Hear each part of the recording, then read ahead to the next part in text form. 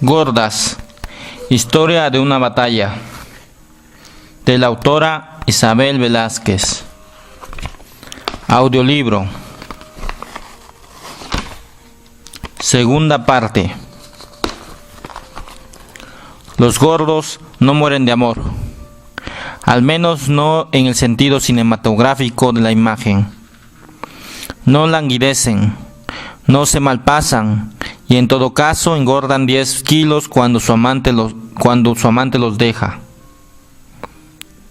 Cuando un amante los deja. ¿Cómo hacer creíble la historia de la crisis con 4 envolturas de Milky Way debajo del colchón?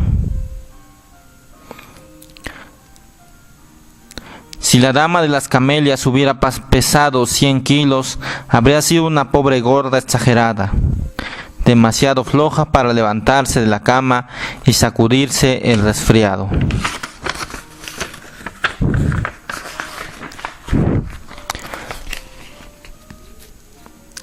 Sangre.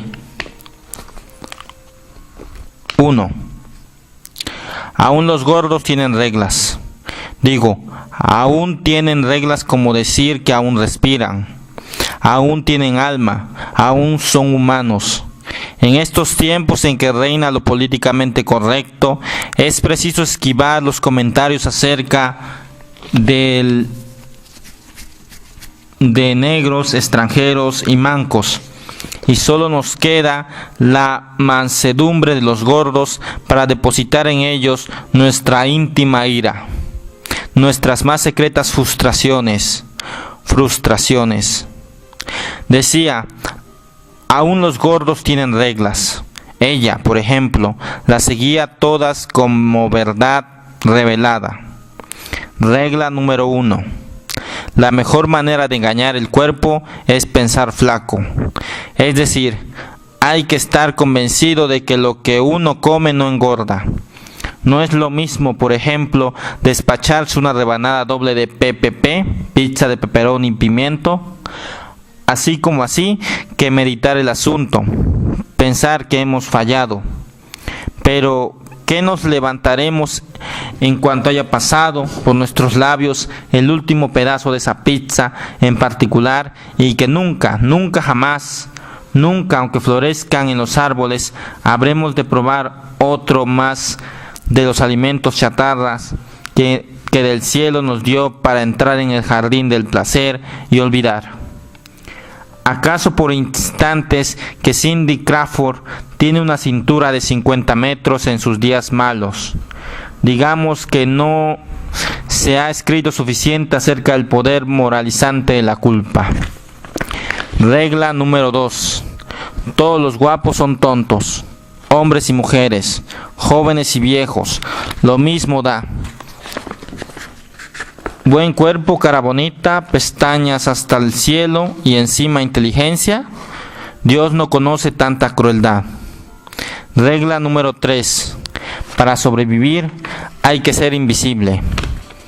¿Cómo esconderías un cuerpo de 110 kilos en una habitación llena de cuerpos de 75? Le pones una falda de mezclilla hasta los tobillos, un suéter lila, una chamarra verde con interior a cuadros escoceses, unas medias color trópico cubano y para completar unos zapatos ortopédicos modelo Benito Juárez. La gente esquiva la mirada, se sienta en otra banca, hace como que no ve que te vas a comer otra orden de papas fritas, como que no mire que te sobran carnes en cada lado de la silla. Gesticula más de la cuenta para no tener que saludarte, para no confesar que te conoce. Eres invisible. Y si seguía las reglas, ¿por qué las rompió en esa noche de marzo? Por el mismo motivo por el que los humanos cometen las principales acciones de su vida. Simple estupidez. 2. Vivía en el barrio más feo de una ciudad fea, en una casa tan triste como los árboles de Navidad en mayo. Sus abuelos la habían comprado a mediados de siglo y sus padres la habían conservado igual. muros de adobe, porche polvoso y una sábila en la entrada. Creciendo adentro de un bote de leche nido, mordisqueado por el óxido. Cuando su madre murió y su hermano no quiso volver a Los Ángeles para enterrarla, ella se hizo el propósito de dejar la casa intacta para tener la ilusión de calentar en ella. Iban a estar esperándola. El olor a chile colorado en la cocina, el humo de los farolitos que su papá se fumaba mientras veía el Voz en la tele, el vapor de la plancha inundando la sala y el perfume de las mentas que su abuelita le dejaba abajo de la almohada cuando se portaba bien. Pero el único olor que encontró al volver a casa después del trabajo fue siempre el de la humedad. Sobre todo, entre todo, abajo de todo, en cada cajón y en cada pedazo de muro. Humedad en el pan, en las cortinas, en el bote de azúcar. Humedad como el único abrazo que recibía antes de acostarse a dormir. Había trabajado 7 de sus 38 años en la dulcería de unos alemanes viejos que vivían a 4 cuadras de su casa. Quienes la conocían generalmente tenían 2 falsas ideas acerca de su empleo. Primero, que tenía mucha suerte de vivir tan cerca de su trabajo. Segundo, que los Becker la consideraban como su hija. Nadie sabía, porque ella se había encargado de no contarlo, que a sus 38 años todavía escuchaba los gritos de sus vecinos desde la acera de enfrente: «Gorda, gorda, te sales por la borda». Las vocecitas tipludas de Juan el Meco y de Chalío Gómez retumbaban desde los ventanales de lo que ahora era un salón de belleza. Te sales, de gorda ya no cabes.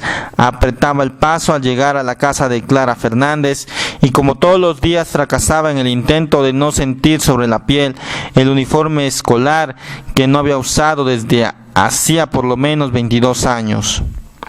Clara Fernández había casado y divorciado 2 veces. El Meco y Chalío hasta habían ido a la universidad, pero ella seguía ahí, amarrada en esa casa y a esa calle. Caminaba deprisa para no escuchar sus burlas infantiles en la bruma de la mañana. Y luego estaba lo de los Beckers. Salario mínimo durante 7 años, Navidad trabajaba y mediodía descontado si llegaba 15 minutos tarde. Pero ella era la hija que siempre le pedimos a Dios y solo nos concedió en la ancianidad. Y ella lo había creído al pie de la letra hasta el día que salió del taller con 2 charolas en las manos y entró a la tienda sin avisar. Ese día escuchó a Herr Becker conversando con unos amigos del dominó. Es tan buena chica, muy trabajadora también. Es una pena que estando como está, no la podamos poner a atender a la gente porque nos espanta a la clientela. La noche del 23 de octubre se enteró de que ella era la hija que siempre pedimos a Dios, etcétera, etcétera. Pero que las plegarias de los Becker habían sido más exitosas en su versión masculina. No solo tenía 3 hijos cincuentones en la capital, Helmut, Otto y Wilhelm, sino que también tenía 2 nietos casados y 3 solteros, uno de los cuales se iba a hacer cargo del negocio durante 4 semanas para que ellos pudieran tomar sus primeras vacaciones largas en 20 años. Esa noche llegó Franz. Era mexicano como el rabo de los Judas del Sábado de Gloria, pero tan rubio como el caramelo que su abuelo hacía cristalizar para las palanquetas. Sus amigos le decían Pancho, su acta de nacimiento decía Francisco, su título de médico decía Francisco, pero sus abuelos lo llamaban Franz. Y así gritó Frau Becker desde la puerta del taller aquel día: «Franz, lieb». Lo primero que ella le notó fueron los pies. Eran gigantescos, botas de trabajo talla 12 o 14, según calculaba. En asuntos de zapatos de hombre era una experta. Podía calcular la talla de un solo vistazo y sabía distinguir entre una costura fina y una corriente. Nunca tuvo para quién comprarlos, pero había aprendido a fuerza de mirar fijamente los de cualquier hombre que le era presentado. «Quien guarda los ojos, guarda los manojos», le decía su abuela, cuando trataba de proteger su virginidad de los ataques imaginarios de sus compañeros en la secundaria. Ella le hizo caso desde entonces, aunque nunca supo bien a bien de qué eran los manojos ni para qué debían guardarse. Tuvo valor para verlo de reojo hasta bien entrada la conversación entre abuelos y nieto. Él estaba sentado de cara a su abuelo y ella estaba de pie a su derecha, partiendo las nueces para los chiclosos del día siguiente. Le sorprendieron los rizos rubios casi de niña que llevaba un poco más abajo de las orejas. Tenía los ojos azules y la nariz afilada de Herb Becker y unos dientes tan perfectos que cuando se volvió para hacerle una pregunta de cortesía, ella se rebanó el índice izquierdo. «Cuidado, niña, no queremos chiclosos con dedo», le dijo el patrón en tono de broma. Se disculpó, caminó al baño y alcanzó a ver el ridículo en su cara cuando el espejo que estaba sobre el lavabo le devolvió un espectáculo tan encendido como el chorro del agua y sangre que se escapaba por el resumidero. 4. 13 días después de que Francisco apareciera, ella se dio cuenta de que la espiaba. Primero creyó que era por casualidad que lo encontraba merodeando en el callejón, pero estaba junto al taller o atrás de la puerta de vidrio que separaba el área de trabajo. Pero se dio cuenta de que estaba equivocada cuando empezó a preguntarle acerca de su colección de figuras de azúcar. Era una labor que había comenzado desde que Frank Becker decidió enseñarle sus secretos. Los guardaba todos en la recámara de sus abuelos, venados y caballos, mordidos por las hormigas, castillos medievales, rascacielos, barcos piratas y naves interplanetarias, medio derretidas por el sol. Había aprendido a reproducir en azúcar casi cualquier imagen que le gustara y cada 3 o 4 días esperaba que los Becker se fueran a casa para trabajar en una nueva pieza hasta la 1 o 2 de la mañana. Nunca le había contado a nadie, nunca había enseñado su colección, así que se quedó muda cuando Francisco le dijo: «Ese castillo del otro día, ¿piensas dejarlo vacío o le vas a poner un príncipe?». Las náuseas y la diarrea la atormentaron el resto de la mañana. Habría faltado el día siguiente, pero no podía darse el lujo de que Frau Becker le descontara el día. «A lo mejor me está viendo porque cree que me estoy robando algo.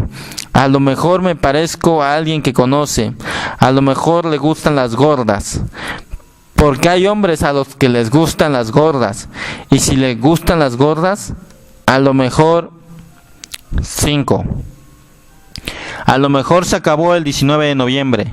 Recogió la correspondencia del buzón y encontró un sobre azul con el nombre de él escrito con letra de mujer. Puede ser de tu papá, puede ser de su mamá, puede ser de una amiga, puede ser... Pensaba mientras daban los 17 pasos que la separaban de la puerta del taller. En el fondo, sabía que alguien que se llamara Wilhelm Becker no remataba sus íes con corazoncitos. Era temprano todavía. Los Becker aún no estacionaban su Valiant crema al final del callejón. Palpó el sobre y lo sintió duro. Entró a la tienda, lo dejó junto a la caja registradora y se quedó observando a cierta distancia. Dio la vuelta, llegó hasta la puerta del taller, dudó un instante y regresó en 2 pasos para tomarlo y esconderse con él en el baño. Cerró la puerta y corrió el cerrojo. Abrió la llave del lavabo para que el ruido del agua amortiguara el de sus acciones. Se sentó en la taza y observó el sobre a contraluz. Luego lo colocó encima de sus rodillas y se le quedó viendo una vez más, como pidiendo perdón al timbre y al matasellos por lo que estaba a punto de hacer. Finalmente lo tomó en sus manos, corrió la uña por el engomado y examinó el contenido. Una foto, esa, con un bikini verde más pequeño que el pañuelo que ella usaba para cubrirse la cabeza en los días de lluvia. Esa, en una playa con palmeras, con gaviotas, con bebidas, servida en coco, con él.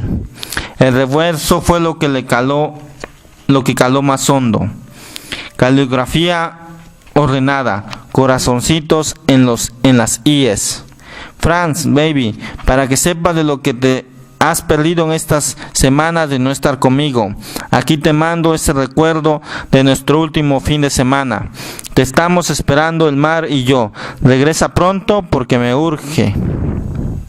Lup, Erika. Empezaba a limpiarse las lágrimas cuando oyó a los Baker entrando al taller. Se lavó la cara y salió a recibirlos con una sonrisa mientras escuchaba al fondo el huracán de la taza del baño, devorando los pedazos de aquel cuerpecito playero. El 26 de diciembre se lo dijo. Habían pasado exactamente 105 días desde la noche en que se conocieron, 38 desde el naufragio de la del bikini verde y 7 desde que los Bakers habían subido en un avión para conocer Orlando. Hizo a un lado el celofán en el que estaban envolviendo las últimas paletas de la temporada y se lo dijo. Quería pasar el año nuevo con ella. Pasar, no como pasa el agua ni como pasa el tiempo. Pasar como pasar de un estado a otro, como alcanzar un plano superior. Sus palabras le sonaron duras, casi groseras. Quería pasar el año nuevo en su casa, en su cama, en ella. Se limpió las manitas regordetas con el delantal y se acomodó el mechón del pelo que se le había salido de la red. Creyó que era una broma, así que levantó la cabeza para reírse y darse por enterada, pero lo vio a los ojos y descubrió con horror que no había broma en aquel azul. Las manos comenzaron a temblarle. Retrocedió unos pasos como para alejarse de aquellas palabras y derribó con el trasero fenomenal toda la producción de la mañana. ¡Qué barbaridad! No, dijo, mientras tomaba su bolso y su chamarra y salía a la calle con la red en la cabeza y el trasero embarrado de chocolate. No, ¡qué barbaridad! Su voz alejándose por el callejón. No. Pero al día siguiente compró sábanas nuevas. 7. Aceptó el placer como suelen hacerlo los gordos, con los ojos cerrados, con las cortinas corridas, con la luz sin encender. Afuera, la lluvia se confundía con el bullicio de las celebraciones ajenas. Raro que llueva aquí en Nochevieja, contestó él. Cosas más raras se han visto esta noche, dijo ella, con una media sonrisa. Después de las 12, él encendió la lámpara que estaba sobre la mesa de noche y puso en su mano una cadena con un reloj de plata en un extremo. Feliz año nuevo, le dijo. Feliz año nuevo, dijo ella también, y sacó de abajo de la cama una caja larga y delgada, forrada con papel de seda. Él desató las cintas y retiró el papel con excesiva ceremonia. Adentro encontró una espada de azúcar no más larga que la palma de su mano. Era una copia minuciosa de un estoque de guardia del siglo XVI. Copié la empuñadura de una foto que venía en Larousse, dijo ella, con un poco de pena. Tuve que hacer 4 mezclas porque el caramelo siempre se me quebraba. Él observó la filigrana de azúcar y sonrió con deleite. Luego pasó la lengua por el filo de la hoja, como para verificar lo dulce del material. Una gota de sangre cayó sobre las sábanas. Apagó la luz y permaneció en silencio durante largo rato. Solo me falta el caballo para poder rescatarte, dijo finalmente mientras le acariciaba el cabello. El viento y la lluvia entraban frescos por la ventana. Las cortinas jugaban a hacer sombra hasta que la última luna del año se coló para dibujar en el espejo el contorno de sus cuerpos. Él intentó acariciarla, pero justo antes de que la cortina volviera a su sitio, ella creyó ver en sus ojos lo que ella misma había visto todas las mañanas, todas las tardes, todas las noches de su vida frente a aquel espejo. Cerró los ojos y sintió vergüenza por tener estrías, por ser pobre, por no haberse rasurado las piernas, por su mal aliento, por no haber podido seguir una sola dieta con constancia en toda su vida. Hundió la cara en sus almohadas y fingió dormir, como si pudiera dormirse con un trasero talla 44 ondeando al aire. Pasaron varios minutos, quizás varias horas, hasta que la sangre dejó de golpearle la cabeza. Cuando pudo escuchar que la respiración del otro llevaba un compás más uniforme, taleó a oscuras sobre la cama. Desliza el dulce filo de su hermosa confección sobre las venas más gruesas de aquel cuello musculoso. Dormirá tranquilo esta noche, piensa. Se viste despacio y sale a la calle llena de gente. La fiesta es la mejor del siglo. Avanza entre extraños y vecinos. La lluvia impide que sus lágrimas laten entre la muchedumbre. Dobla en la esquina, declara Fernández, y sigue hacia el río, mucho más tranquila, casi liberada. Después de un rato, deja caer el arma de su venganza en un canal de desagüe, porque el azúcar se disuelve en el agua y el agua siempre vuelve al mar.